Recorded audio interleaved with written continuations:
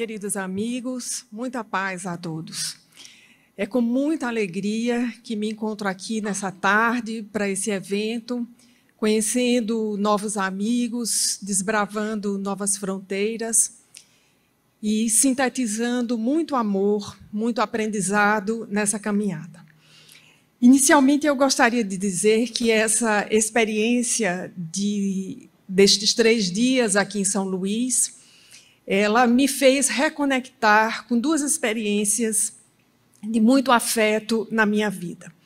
A primeira dela tem mais ou menos uns 30 anos, e se eu não contasse essa experiência aqui, eu não seria, digamos assim, tão justa com o estado do Maranhão, com os maranhenses e com os habitantes de São Luís.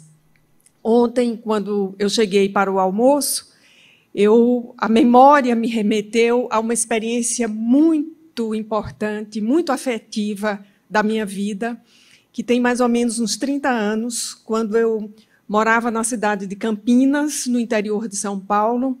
Era apenas uma estudante no início da minha carreira, na pós-graduação, e eu dividi apartamento com uma amiga que foi, naquele momento, uma boa samaritana para mim, naqueles anos difíceis da minha trajetória. E essa amiga é daqui, de São Luís do Maranhão, e naquele calor que nós passávamos em Campinas, aquele calor do verão que dá 40 graus e é muito seco, enquanto nós estudávamos ali tentando fazer o que seria uma dissertação de mestrado, ela sempre dizia assim, uma Jesus. Uma Jesus. E ela andava, às vezes, no apartamento e dizia isso, e à noite, naquele calor. E aí eu dizia assim, mas, Carmen, o que é uma Jesus? Ela dizia, te acalma, bem com o sotaque maranhense, te acalma, tu vais saber o que é uma Jesus. E chegou o período do carnaval e ela veio de Campinas passar o carnaval com os filhos, com os parentes aqui, e eu fiquei lá, porque era, para mim, extremamente oneroso, difícil, voltar para Campina Grande, e eu tinha muito o que estudar, era um momento que eu precisava focar na minha formação. E quando ela saiu para vir passar o carnaval aqui, ela disse, te aguarda que eu vou trazer uma Jesus. E eu passei aquele carnaval inteiro, aquele calor, e ela voltou na segunda-feira após o carnaval. E ela chegou na madrugada e disse assim, eu trouxe uma Jesus, mas te aguarda, só de noite. Então, eu ficava pensando, que coisa demorada, que Jesus é essa? E naquele tempo, na situação em que a gente estava, era no congelador mesmo. Então, ela colocou uma Jesus no congelador e disse, te aguarda, só de noite.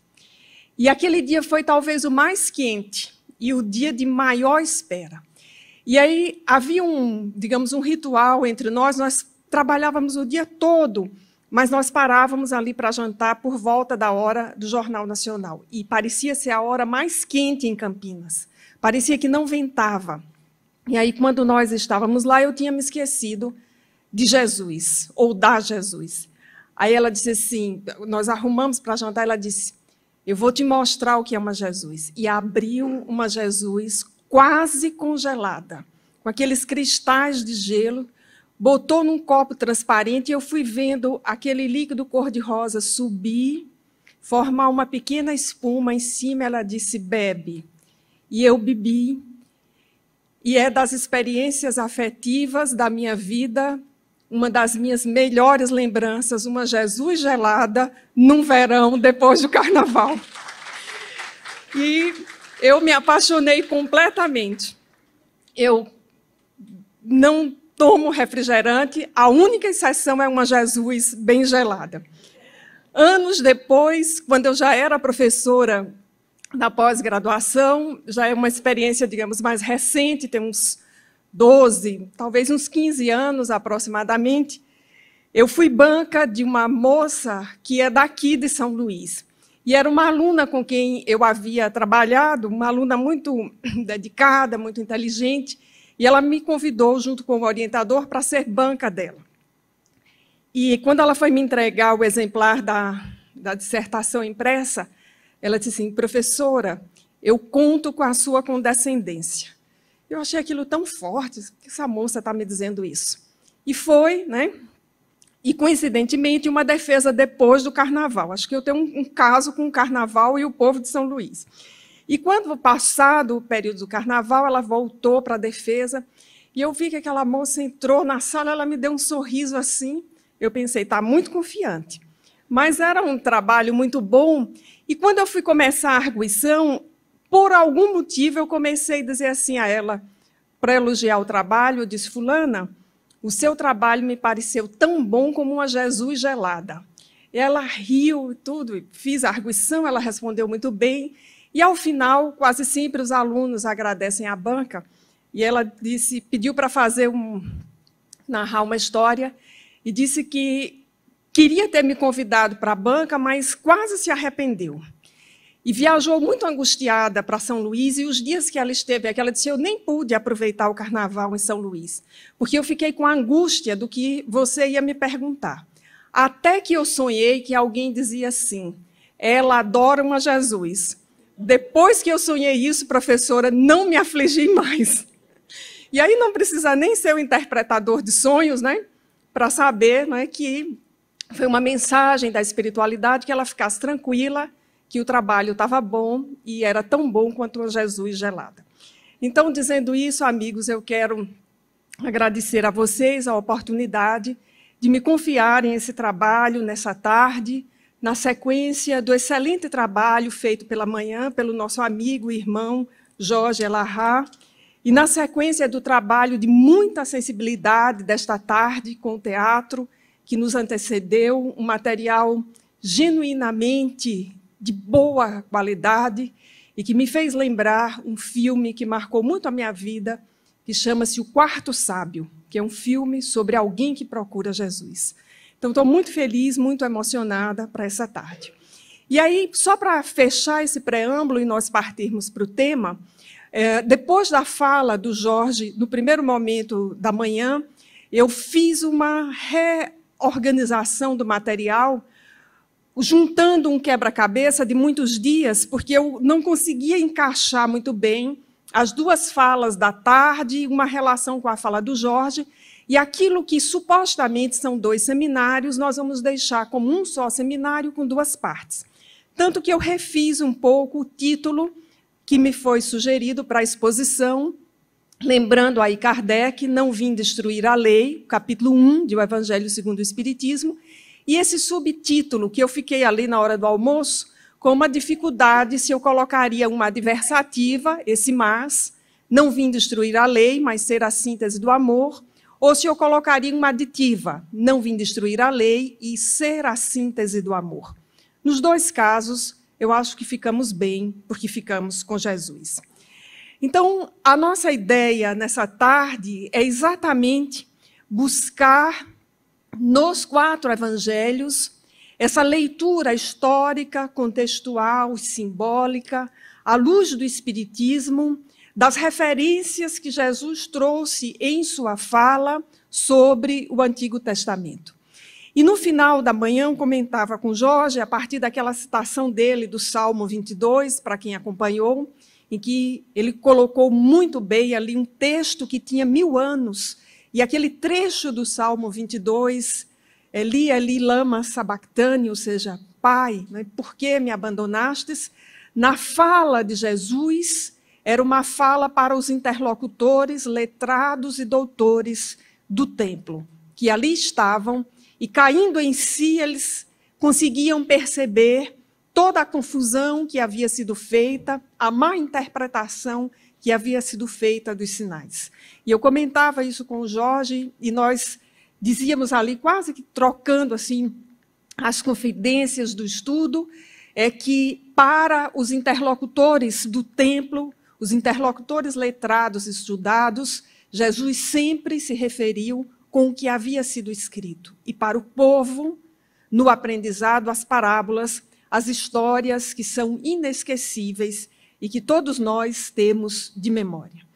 Vamos então começar, não poderia ser diferente, com o Evangelho segundo o Espiritismo.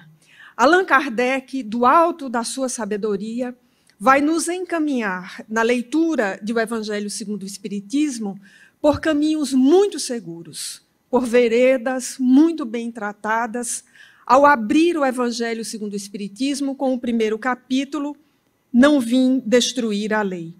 E vai, então, trazer, já no primeiro item, essa citação do Evangelho de Mateus, que nós podemos acompanhar aí na tela, com algumas possibilidades de tradução. Essa é uma delas, e que fica muito bem em português. Falando em tradução, eu queria aqui abrir um pequeno parêntese para conclamar a todos que na tarde de hoje, e se possível nas nossas leituras, no nosso estudo, nós nos preocupemos talvez um pouco menos com a tradução, não dizendo que a tradução não é importante, ela é importantíssima, mas nos preocupemos um pouco mais com o sentido dos textos de Jesus em português. Porque há um investimento espiritual, neste momento, muito grande nas nossas vidas. Nós estamos reencarnados no Brasil, nós falamos português. Mais do que reencarnados no Brasil e falando português, nós somos espíritas e nós estamos à nossa disposição com a obra de Emmanuel, que é certamente o maior intérprete do Evangelho nos tempos modernos. E esta obra está em português. Isso não é um acaso, um descuido da espiritualidade superior. É certamente parte da grande programação divina para a Terra, nesse período de transição, e para o nosso país, de modo especial. A tradução, os cuidados, os detalhes, às vezes as filigranas, ficam, de fato, para os estudiosos que dedicam uma vida inteira e, às vezes, vêm com uma bagagem de reencarnações anteriores para cuidarem disso, a fim de que todos nós possamos usufruir de um texto coerente na língua em que estamos reencarnatoriamente programados para entendê-lo. Então, voltando ao Evangelho segundo o Espiritismo, Kardec, do alto de sua sabedoria, vai abrir o item 1 do capítulo 1 do Evangelho com essa citação. Não penseis que eu tenha vindo destruir ou anular, conforme a tradução, a lei ou os profetas. Não os vim destruir, mas vim cumpri-los. Porquanto em verdade vos digo que o céu e a terra não passarão, sem que tudo o que se acha na lei esteja perfeitamente cumprido, enquanto reste um único iota e um único ponto. Então vejamos que estamos diante do discurso de Jesus, inserido aí no Sermão do Monte, que vai dos capítulos de 5 a 7 de Mateus, e temos Jesus como o Messias das nações, aquele que Jorge nos apresentou no seminário da manhã, dizendo algo muito importante. Não vim para destruir ou anular a lei, mas para lhe dar cumprimento. Então, a nossa pergunta seria, no momento inicial da nossa compreensão, que lei? E, evidentemente, nós não estamos falando da lei mosaica no sentido da lei civil, de todas aquelas organizações, descrições e prescrições para as práticas judaicas, mas certamente para as leis divinas, que, por serem leis divinas e do conhecimento de todos os povos, se mantêm imutáveis, porque assim o são, como expressão da perfeição divina. Então, Jesus se coloca exatamente nesse lugar. Essa é uma sentença pela qual eu tenho muito apreço em relação a Jesus, não que eu não tenha pelas demais, mas é porque nessa, Jesus não se esconde, ele se revela como Messias. Não vim para destruir a lei, mas para dar cumprimento. Se nós estivéssemos buscando evidências de quando Jesus se apresentou como o Messias esperado, como governador da terra, como o nosso guia e modelo, tal como a resposta apresentada em O Livro dos Espíritos, a questão 625, nós poderíamos apontar este versículo. É um dos em que Jesus se revela, mais ou menos, se traduzíssemos para os dias de hoje, na linguagem comum, só não percebe quem não quer ver, porque em muitas ocasiões o mestre assim se colocou. E quando nós observamos ainda o Evangelho segundo o Espiritismo, neste mesmo primeiro capítulo, nós vamos encontrar Allan Kardec fazendo uma apresentação. Ele faz uma apresentação sobre Moisés, dizendo-nos que a sua lei tem duas partes e que a parte mais significativa é a parte da lei divina, ou os 10 mandamentos, que estão lá transcritos no primeiro capítulo. Na sequência, Kardec faz uma apresentação sobre Jesus como o Cristo, faz, por fim, uma apresentação do Espiritismo, informando-nos, orientando-nos, alertando-nos de que o Espiritismo é a ciência nova que vem revelar aos homens, por meio de provas irrecusáveis, a existência e a natureza do mundo espiritual e as suas relações com o mundo corpóreo. Esse capítulo, nós poderíamos dizer, ele já é suficientemente grande, profundo e belo, nesses trechos que são escritos pelo codificador. Mas, como se isso não bastasse, nós recebemos da espiritualidade um presente que é a segunda seção desse capítulo, intitulada Instruções dos Espíritos. E lá, para o nosso deslumbramento, para a nossa consolação, para a nossa alegria e o nosso entendimento, a primeira mensagem que aparece lá num grande item chamado A Nova Era é uma mensagem de um espírito que assina como um espírito israelita. Ou seja, quando nós começamos a ler o Evangelho segundo o Espiritismo, nós já percebemos uma interconexão com as 3 revelações. E conforme já dito aqui na manhã, nós compreendemos a terceira revelação e nela entendemos a segunda, e quando entendemos a segunda, entendemos a primeira, e observamos que há entre elas uma interconexão que as torna como um todo, que só foi decomposto em partes para que nós pudéssemos perceber a grandeza das leis divinas e todo o seu engendramento para o nosso processo de evolução na Terra. Então, essa mensagem de um espírito israelita, que está no item 9, entre as várias informações que ali aparecem, esse espírito nos diz: os mandamentos de Deus, dados por intermédio de Moisés, contêm o germe da mais ampla moral cristã. Vejamos bem que assertiva. Os ensinamentos trazidos por intermédio de Moisés, ou seja, não são os ensinamentos dele, mas aqueles que, vindos do mundo espiritual e o utilizando como médium, são o germe da mais ampla moral cristã. Os comentários da Bíblia, porém, restringiram-lhe o sentido. Vejamos o que o Espírito diz. A essência está lá, os comentários é que, sendo da parte humana, restringiram-lhe o sentido. E aí, a essa altura, se alguém lembrou-se daquele comentário de Kardec, que está na questão 625 do Livro dos Espíritos, fez uma perfeita conexão. Porque a pergunta é: qual o espírito mais evoluído que Deus já enviou à Terra para servir aos homens de guia e modelo? Então, várias condições. Tem que ser o mais evoluído, precisa ser enviado por Deus, para ser ao mesmo tempo guia e modelo. Porque se fosse apenas modelo, mas não tivesse a condição de ser guia, não serviria. E se fosse um guia que não fosse capaz de ser o modelo, igualmente não serviria.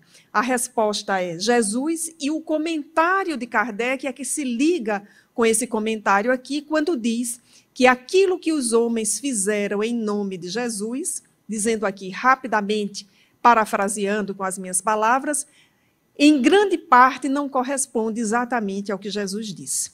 Então é preciso separar o espírito da letra, o joio do trigo. Voltando ao trecho 1, aliás, item 9 do capítulo 1 do Evangelho segundo o Espiritismo, é isso que esse espírito, que assina como um espírito israelita, está nos dizendo.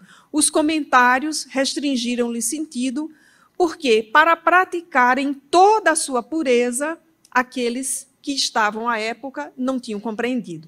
Então, por não compreenderem, é que interpolaram várias das interpretações àquele sentido das palavras trazidas por intermédio de Moisés. E aí, feito esse introito ao nosso tema, nós verificamos exatamente essa conexão que nós vamos encontrar sempre entre a terceira revelação, conforme Heloísa nos mostrará amanhã, a segunda revelação e a primeira. E aí, mais especificamente, nós vamos nos dar conta do trabalho dos chamados 4 evangelhos, que registraram, cada um ao seu modo e com semelhanças entre eles, sobretudo entre os evangelhos de Marcos, de Mateus e de Lucas, na ordem em que foram escritos ou na ordem em que estão postos no Novo Testamento, nós vamos encontrar muitas referências daquilo que Jesus disse ao que estava escrito como parte do código moral daquele povo que foi o primeiro povo monoteísta. E aí nós vamos encontrar essas conexões. Por uma questão de estudo, para esse momento, para esse seminário, para o tempo que eu estava de comportar tudo isso, eu precisei fazer um enorme recorte, até para me apropriar melhor do tema, e aproveito para agradecer terem me dado esse tema, porque as fontes que estudam essas conexões entre o Novo e o Antigo Testamento, aquilo que se chama nas aulas de literatura de a fortuna crítica, as fontes vão nos falar de aproximadamente 1000 citações, ou 1000 retomadas, entre elas citações literais, citações indiretas, alusões do Novo Testamento ao Antigo Testamento. Então, 1000 me parecia, nesses tempos em que me dediquei a esse trabalho, uma fortuna muito grande para que eu me apropriasse.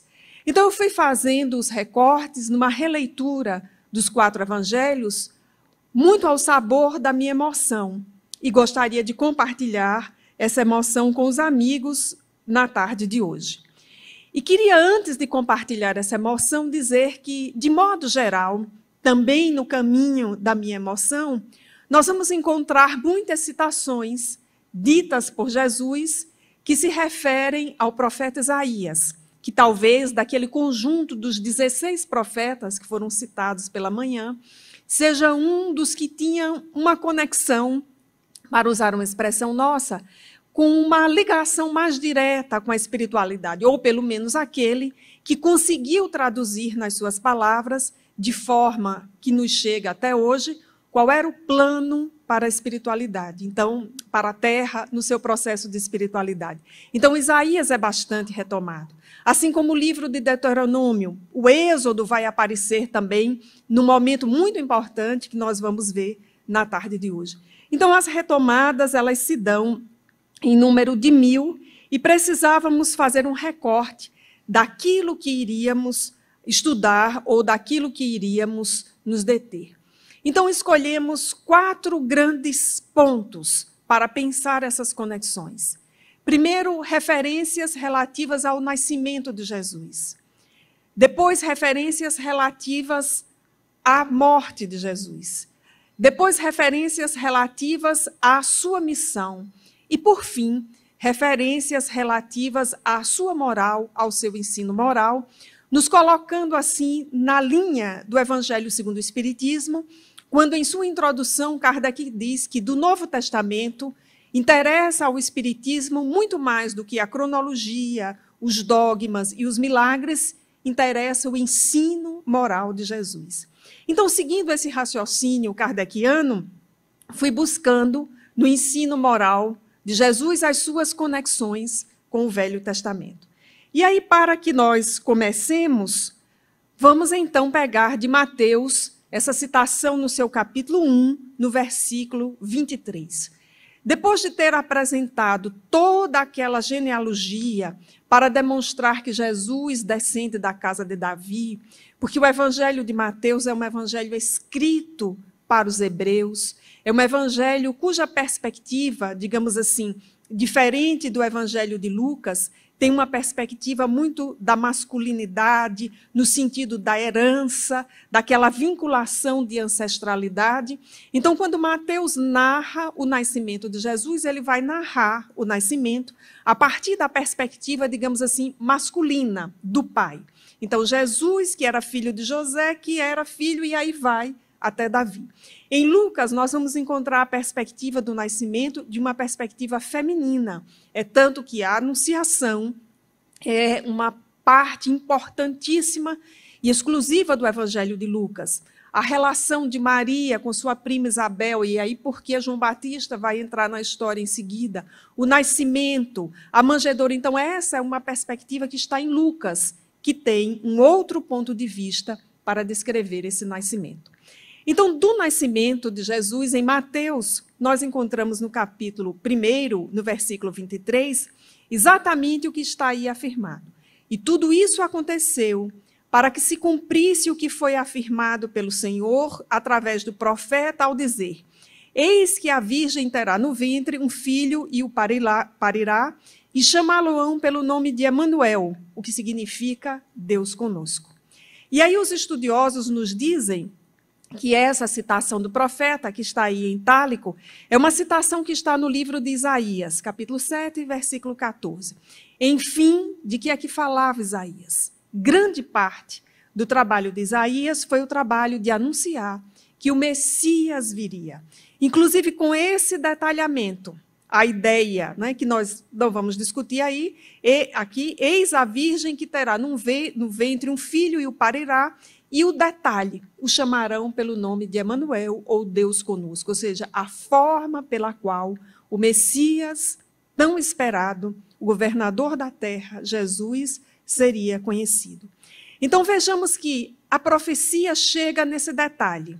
E quando Mateus faz essa narrativa para os hebreus, ele faz exatamente essa citação direta, retomando aí o livro de Isaías, para dar o seu argumento, ou o argumento por autoridade, à narrativa que ele estava apresentando, porque os seus interlocutores eram interlocutores que conheciam esse outro livro que está aí entremeado. Então, quando a gente vai fazendo essa leitura casada, a gente vai percebendo quanto essas duas revelações estão juntas. E nós estamos aqui apenas no primeiro momento, falando ainda sobre o nascimento. Há uma outra citação que eu descobri, digamos assim, nesse estudo, agora mais recentemente relendo Mateus, é a ideia que está lá escrita no capítulo 2, versículo 15 de Mateus, quando há uma relação, uma interlocução com o livro de Malaquias e a afirmativa que do Egito chamarei o meu filho. Ou seja, toda aquela história de ancestralidade dos hebreus, o período de escravidão no Egito, aí a história de que Jesus, aos 2 anos, foi para o Egito e volta lá. Então, vejamos como essas fontes estão interrelacionadas, exatamente para demonstrar àqueles que lessem na sequência que, de fato, Jesus era o Messias tão esperado. Nós podemos dar muitos saltos nessa história e tomar como 2 pontos, digamos, emblemáticos, simbólicos e cronologicamente situados, o nascimento, que pegamos uma única citação, mas há várias outras, e caminharmos lá adiante para a morte e a crucificação de Jesus. Porque aí nós vamos encontrar nos evangelhos, não apenas dito pelo evangelista como um narrador da história, um narrador que conhece os fatos que se passaram, mas um narrador que vai colocar na boca de Jesus, nas suas falas, as próprias citações do Antigo Testamento. E essa de Marcos me pareceu bastante preciosa e importante para refletir sobre esse momento. Quando dizem os estudiosos, ele retoma o livro de Zacarias, no capítulo 13, versículo 7. Essa narrativa de Marcos é uma narrativa que está ali colada àquele episódio do chamado Jantar da Despedida, ou a Ceia Pascal. O Jantar da Despedida é a forma, digamos, afetiva com que o espírito Amélia Rodrigues, através da psicografia de Divaldo Franco, se refere àquele jantar. Então, Marcos, nesse versículo aí, nesse conjunto de versículos, que é de 26 a 28, ele está narrando o que se deu após o jantar e antes que os soldados chegassem para a prisão. E vejamos que interessante é esse conjunto de versículos. A narrativa diz, e eles, tendo cantado os salmos, ou seja, estavam juntos, Jesus e os discípulos, naquele momento que era muito importante, aquela ceia pascal, que nós precisamos entender a importância que ela tem, porque fazendo aqui uma breve retrospectiva, nós vamos encontrar nos vários evangelhos a pergunta dos discípulos, e um deles cita como sendo de Pedro, para Jesus, que é: Senhor, aonde passaremos a Páscoa? E nós precisamos entender a importância que isso tem, porque é mais ou menos como se nós perguntássemos para a família aonde passaremos o Natal. Ou, né, quando eu comento essas coisas em Campina Grande, a pergunta é: aonde passaremos o São João? É muito importante saber em qual é a casa que nós vamos jantar. É como o Natal, vamos jantar na casa da mãe, da tia, aonde é que nós passaremos o Natal? Então, é uma preocupação dessa monta. E aí Jesus dá a indicação de ir até tal lugar, haveria um burro, alguém iria aparecer, e enfim, naquela casa, e conforme dizem os evangelistas, havia uma espécie de salão, um mezanino, um primeiro andar, algo assim, um ambiente em que ali se deu a Páscoa. Então, eles cumprem todo o ritual judaico de comemoração da história daquele povo, tudo o que tinha a ver com a libertação do cativeiro, e eles tinham cantado os salmos, ou seja, toda a tradição religiosa, e saíram para o Monte das Oliveiras, ou seja, após o jantar, eles vão para o espaço que está fora, como parte daquele processo que ali se encontra. E Jesus disse-lhe, vejamos como vai o evangelista marcando essa narrativa: todos ficareis escandalizados comigo. Imaginemos o clima que é estarmos no Natal. E alguém muito importante, o patriarca da família, ou alguém que seja bastante considerado naquele grupo, diga assim: agora que nós já comemos, nós já bebemos, nós já conversamos, eu tenho uma má notícia para apresentar.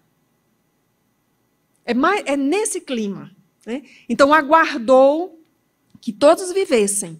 Tinham, inclusive, cantado os salmos, ou seja, tinham orado, tinham recitado, tinham feito todas as práticas. Aí Jesus disse: agora eu não tenho uma boa notícia para apresentar. Essa pode ser também uma versão parafraseada dessa sentença. Pois ficou escrito: ferirei o pastor e as ovelhas serão dispersas. Mas depois que eu houver ressuscitado, irei adiante de vós para a Galileia. O que é que há de Zacarias 13:7 aí? Exatamente essa sentença, que acabou não ficando em itálico, que é: ferirei o pastor e as ovelhas serão dispersas. Vejamos que o evangelista Marcos, ele coloca na boca de Jesus essa retomada da predição de que o Messias, o pastor, aquele muito esperado, muito amado, ele seria ferido. E as suas ovelhas, ou seja, os seus discípulos, os seus companheiros, se dispersariam. Então, imaginemos na hora da festa, da alegria, todo mundo reunido, comemorando, e alguém diga algo mais ou menos assim: um de nós vai morrer. Imaginemos a carga emocional que isso traz. Ou lembrar que o ano que vem nós não poderemos estar todos juntos aqui. Há uma carga emocional muito grande nisso. Nesse caso, essa carga emocional se torna ainda mais intensa porque Jesus retomava algo que havia sido dito e que era do conhecimento daqueles que estavam ali, do conhecimento, pelo menos mnemônico, daqueles homens e das mulheres mais próximas que conviviam com Jesus. E nesse caso aí mais específico, como estavam indo para o Monte das Oliveiras, as companhias próximas eram Pedro, Tiago e João. Ferirei o pastor e as ovelhas se dispersarão. Então, a notícia que não é boa é apresentada. Mas vem o arremate. Mas depois que eu for ressuscitado, irei diante de vós para a Galileia. Então, Jesus anuncia a própria morte, a ressurreição, ou seja, apareceria aos discípulos e onde os encontraria? Naquele espaço de sempre, na Galileia, onde o seu ministério, a sua tarefa havia se organizado, onde aqueles homens tinham o seu pouso, a sua casa, a sua família, para onde eles precisariam voltar para se reorganizar, porque lá eles estavam enraizados e eles conseguiam então se recuperar, porque eles precisariam, como de fato foi necessário, voltar para um lugar de afetividade, a fim de, envolvendo-se novamente naquela afetividade, eles conseguirem a força necessária para darem continuidade ao trabalho que nós conhecemos hoje. Então, Jesus retoma aí o que havia sido dito sobre ele mesmo.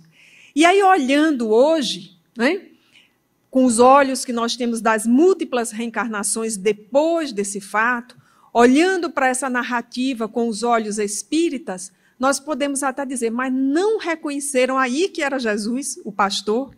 Vejamos a dificuldade que tivemos naqueles tempos, diante de tudo que Jesus fez, e ele mesmo se anunciando como Messias, a dificuldade que só após a crucificação, para usar uma expressão popular, a ficha caiu para a maioria dos que estavam com Jesus.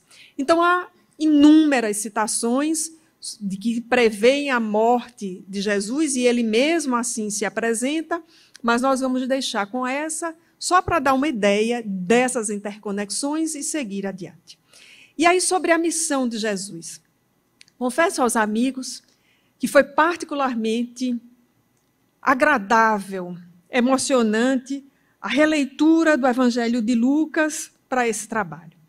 Eu tenho uma paixão muito grande pelo Evangelho de Lucas, e agora me enamorei do Evangelho de Marcos, mas é muito significativo como Lucas vai colocando as histórias, o que não significa dizer que ele conta melhor ou conta mais verdades do que Marcos, Mateus ou João, mas particularmente eu me encanto pela redação. E esse trecho, talvez os meus olhos tenham batido nele pela primeira vez com um sentido mais profundo, uma leitura mais desperta. Vejamos que isso está no capítulo 4 de Lucas, ou seja, no início do seu evangelho, e é aquele momento em que Lucas começa a apresentar Jesus na sua vida pública. E se nós pudéssemos fazer uma correlação com o evangelho de João, aqui tomando uma certa autoridade, um impulso para fazer essa correlação, assim como João vai narrar de forma singular as bodas de Caná como o primeiro milagre público de Jesus, essa narrativa de Lucas sobre a apresentação de Jesus no templo, ela é muito singular. E seriam dois fatos que, para mim, eu estaria colocando no mesmo patamar de importância, de beleza e de texto que prende a minha emoção, ou talvez, para dizer melhor, que desata a minha emoção para entender como os evangelistas perceberam o Mestre e conseguiram descrevê-lo para nós em sua narrativa.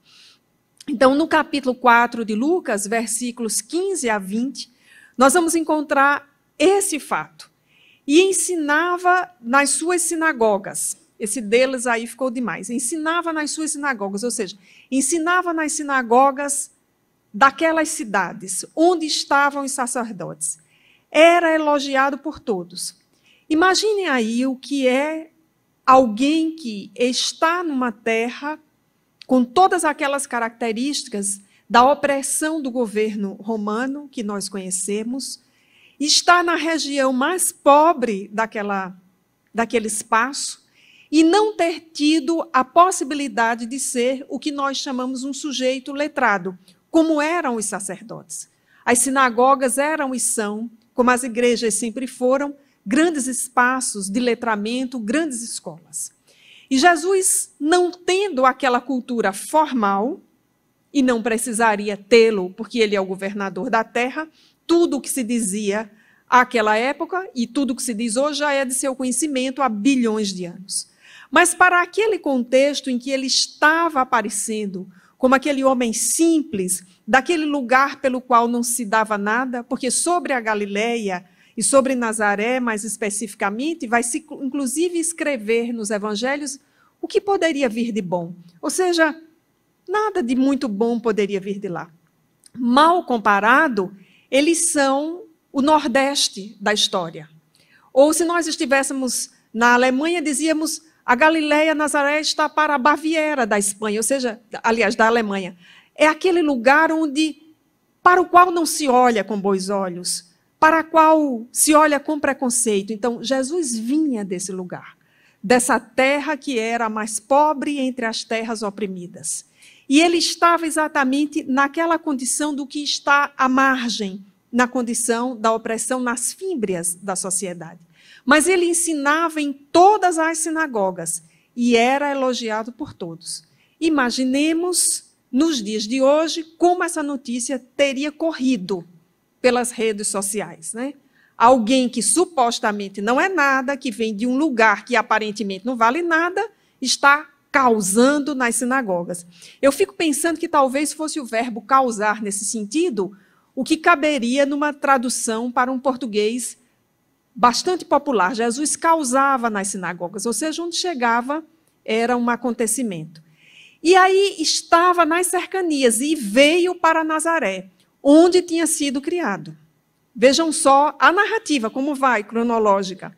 Segundo o seu costume, entrou em um dia de sábado na sinagoga e levantou-se para ler. Então, nós vemos aqui aquilo que o espírito Joana de Ângeles chama de o homem Jesus. Ou seja, era o homem enraizado no seu tempo, contextualizado, judeu, vivendo na cultura judaica. Veio para Nazaré, onde foi criado, e conforme o seu costume, foi para a sinagoga no dia de sábado e levantou-se para ler. Uma coisa comum para nós, era dia de reunião espírita, foi para a reunião e foi chamado para ler o livro da reunião. Vamos lá, você hoje, abra aí, não é? Vida Feliz, Caminho, Verdade e Vida, o Evangelho segundo o Espiritismo. E aí, quando isso acontece conosco, a gente às vezes fica com aquela sensação de que o texto foi escrito para nós. E que os espíritos que escreveram sabendo que a gente ia abrir naquele dia. E que ia cair aquela mensagem que só a gente ia compreender. O auditório inteiro não ia entender, mas a gente ia saber, porque tinha a ver com aquele problema que a gente viveu antes de ir para o centro espírita. Isso no nosso nível de espíritos conflitados, porque no nível de Jesus é outra coisa. Vejamos o que ocorre. E foi-lhe dado o livro do profeta Isaías, e desenrolando-o, encontrou a passagem que fora escrito. Vocês estão comparando a situação? Vejamos o trecho de Isaías. E o Espírito do Senhor está sobre mim, porque me ungiu para anunciar a boa nova aos mendigos, enviou-me a proclamar aos presos a libertação, aos cegos a recuperação da vista, a mandar em liberdade os oprimidos e proclamar um ano aceitável da parte do Senhor. E, enrolando o livro e dando ao responsável, sentou-se. Os olhos de todos os que estavam na sinagoga estavam fixos nele. Eu não sei qual é o impacto que vocês estão sentindo. Até porque eu estou achando vocês muito quietos e estou achando que estão todos dormindo. Né? Porque eu estou com a luz bem em cima de mim, estou com o óculos de perto, só estou vendo a tela, não estou vendo nenhum de vocês. Não sei o impacto que vocês estão sentindo, mas, para mim, o impacto foi nesse último versículo. Enrolando o livro, entregou ao responsável e sentou-se. Não falou nada. Vejam que, no início do trecho, diz que ele estava nas sinagogas, ensinava e era elogiado por todos. Em Nazaré, que era a sua terra, ele não ensina, ele entra na sinagoga, ele é convidado a ler como alguém que estava habilitado a participar daquela situação, daquela cerimônia, daquele culto, daquela prática religiosa, tinha idade para isso, era um homem, enfim, estava dentro do padrão estabelecido, desenrola o livro de Isaías e cai nesse trecho. O Espírito do Senhor está em mim, porque me ungiu para anunciar a boa nova aos mendigos, enviou-me a proclamar aos presos a libertação, aos cegos a recuperação da vista, a mandar em liberdade os oprimidos e a proclamar um ano aceitável ao Senhor. Ou seja, agradecer pelo ano, louvar pelo ano. Olhando com os olhos de hoje, nós dizemos assim, mas não reconheceram que era o Messias? Não é verdade? Com os olhos de hoje. Mas com os olhos daquela época, a situação foi de espanto, porque Jesus nem falou e causou.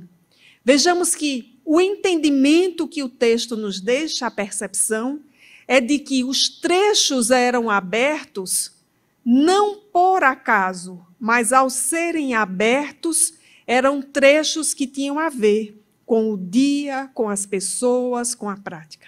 Qualquer semelhança as nossas reuniões, quando nós abrimos supostamente a esmo, não é mera coincidência.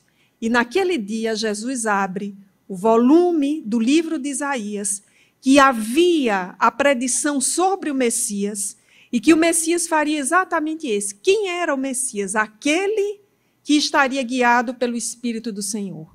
Aquele que restituiria a visão aos cegos. Aquele que colocaria os oprimidos em liberdade. Aquele que faria recuperar os que estivessem doentes. E aquele que, em todas as dificuldades, louvasse a vida. Estamos falando ou não estamos falando do Messias? De fato, estamos.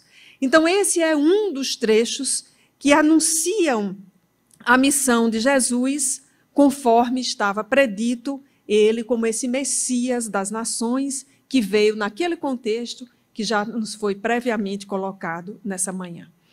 E aí nós vamos encontrar, ainda nessas conexões do Novo Testamento com o Antigo, várias delas sobre a moral ensinada por Jesus. E aqui, eu diria, isso nos interessa particularmente.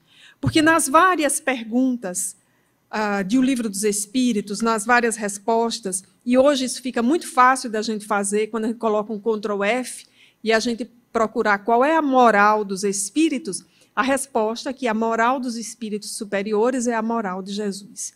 E é por isso que Allan Kardec vai fazer aquela afirmativa na introdução do Evangelho segundo o Espiritismo, que interessa-nos, sobretudo, a moral de Jesus. Então, nós precisamos entender essa moral, de onde vem essa regra de conduta, né, moral como regra de conduta, e como é que Jesus nola apresenta. Então, nós vamos achar aí aqui, voltando ao Evangelho de Mateus, no capítulo 22, versículos 34 a 40, essa narrativa. Tendo os fariseus ouvido que Jesus calara os saduceus, juntaram-se para o mesmo. Ou seja, um grupo havia sido calado e o outro reuniu-se para tentar colocar Jesus à prova. E um dos fariseus perguntou: Mestre, qual é o grande mandamento da lei? Ou seja, aqui a intenção, como muitas vezes ocorre, não só com Jesus, mas nos dias de hoje, é ir para essa filigrana. O que é que está escrito na lei? Mais ou menos como se dissesse, ele sabe ou não sabe? Ele que vem lá de Nazaré, né? Ele que vem de um lugar de onde não se espera nada, ele que não estudou com os melhores rabinos, e, afinal de contas, ele que é esse a quem o povo está dizendo que ele faz tantos milagres, como o andarilho da peça que foi apresentada, eu vou então indagar qual é o maior dos mandamentos. Vamos ver se ele consegue responder. Então, é pôr Jesus à prova. Então, vejamos a resposta. Amarás o Senhor teu Deus de todo o teu coração, de toda a tua alma, de todo o teu ensinamento. Este é o primeiro e grande mandamento. Ou seja, Jesus conectava com os 10 mandamentos, o primeiro mandamento lá, apresentado por Moisés. Então, aquilo que era pôr o mandamento à prova, aliás, pôr Jesus à prova, começava a ruir. O primeiro mandamento é esse: amar a Deus de todo o coração, de toda a alma, de todo o ensinamento. E o segundo, que é semelhante a este: amarás o teu próximo como a ti mesmo. Nestes 2 mandamentos estão toda a lei e os profetas. E aí uma retomada, dizem os estudiosos, de Deuteronômio capítulo 6, versículo 5, e Levítico 19 e 18. Então, Jesus vai apresentar a sua moral nessa circunstância e em várias outras.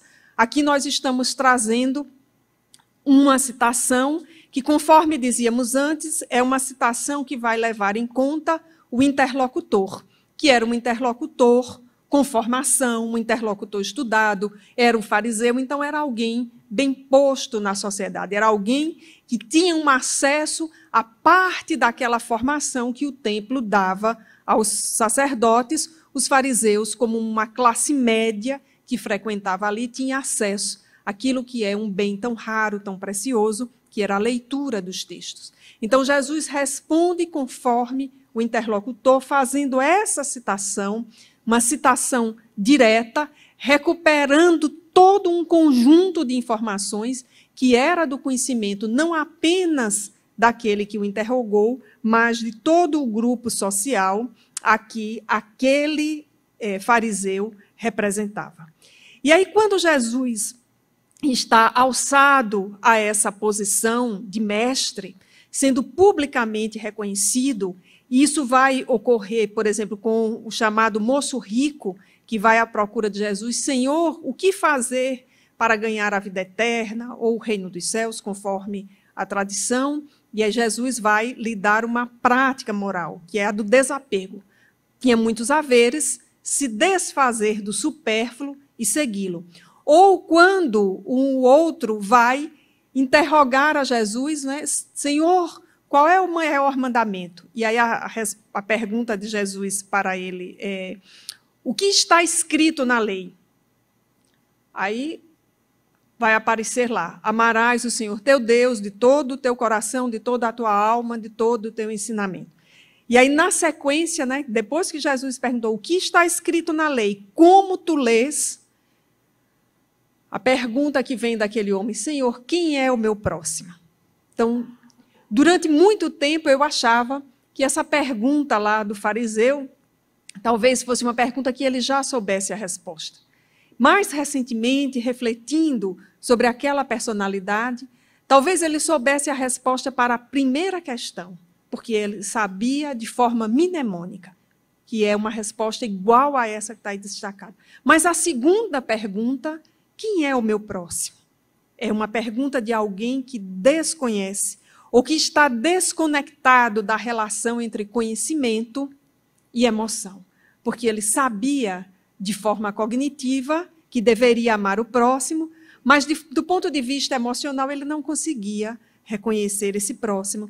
E ultimamente eu tenho achado essa uma grande questão para a minha vida. Senhor, quem é o meu próximo? Porque quando nós reconhecemos o próximo como o bom samaritano, nós fazemos o que o bom samaritano fez.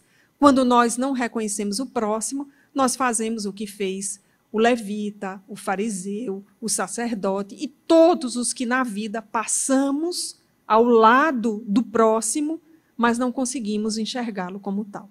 Então, a segunda questão ela é emblemática, porque é a questão que sai da interlocução do texto para a narrativa de uma parábola, de uma história, que traz a memorização e o entendimento, sobretudo, do que estava dito no texto. Mas fazendo essas conexões do ensinamento de Jesus com o que está no Antigo Testamento, eu diria que aquilo que mais me tem chamado a atenção, e já se vão muitos anos prestando atenção nisso, é quando Jesus se apresenta de forma adversativa. Mais recentemente, eu tenho chamado do Jesus disruptivo, porque o que é a disrupção dos nossos tempos? A disrupção é considerada uma revolução que inaugura uma nova forma de pensar, de agir ou de trabalhar. Do ponto de vista das relações laborais, por exemplo, para dar aqui um exemplo breve, os aplicativos, e sobretudo um dado aplicativo de transportes mundialmente conhecido, é considerado uma empresa disruptiva, porque venceu, desmontou uma estrutura que existia e está colocando uma outra estrutura no lugar. Então, nós temos uma revolução muito grande. Para quem não entendeu, vou só traduzir.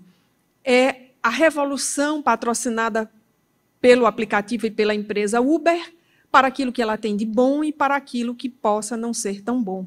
Porque havia uma profissão que estava em todas as cidades, basicamente, e que eram emblemáticas, né? Aliás, era uma profissão emblemática, que era de motorista de táxi. O cinema imortalizou, por exemplo, os táxis amarelos de Nova York.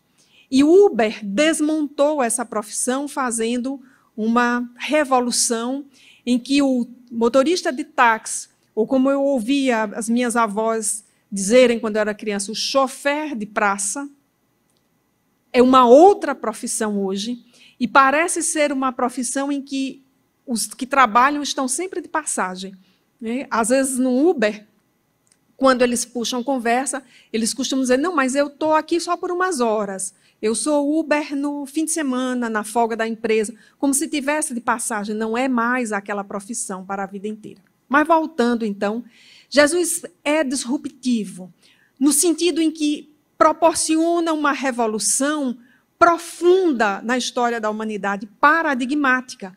Porque nós vamos sair de um paradigma de justiça, de olho por olho, dente por dente, para uma justiça preventiva e terapêutica. Promove uma revolução paradigmática de que é importante cuidar do corpo, curar o corpo, mas é muito mais importante cuidar e curar o espírito, cuidar das emoções. Por isso, é conhecido como divino terapeuta. E essa expressão do divino terapeuta, às vezes a gente acha que é coisa da obra psicológica de Joana de Ângeles, mas já estava em Hannah Wolff, uma pesquisadora alemã radicada nos Estados Unidos, de formação protestante, que vai apresentar Jesus como o grande paradigma dentro da psicologia transpessoal e analítica, apresentando como o divino terapeuta, ou o título de seu livro, que é Jesus, Psicoterapeuta. Então, Jesus vai nos trazer essa relação, que aqui nesse slide estamos chamando de adversativa, exatamente para fazer uma correlação com o Antigo Testamento. E eu vou só apresentar isso, que parece que está em cima da hora, e deixar a segunda parte para quando a gente voltar do intervalo, para todo mundo vir, para se conectar com esse final. O que significa a adversatividade? É algo que todos nós fazemos. Todo mundo que fala português, a criança que aprende a falar aos 2, 3 anos de idade, já faz muitas falas, muitas frases adversativas, que é aquela em que nós nos contrapomos a alguma coisa, né? Eu fui para a Quaresma, mas eu não encontrei com fulano que havia marcado comigo. São aquelas frases em que nós vamos exatamente usar esses marcadores que encadeiam o discurso para um sentido oposto àquela primeira parte em que ele estava colocado. Então, na adversatividade, nós temos um direcionamento do discurso que, quando nós colocamos, e em português são essas as conjunções, nós promovemos um sentido diferente daquele inicialmente anunciado. E, em português, assim como nas línguas neolatinas e no inglês, o mais importante na adversatividade não é o que foi dito antes, é exatamente o que vai ser dito depois. Porque o mais importante é o que se segue depois que a marca da adversatividade fica.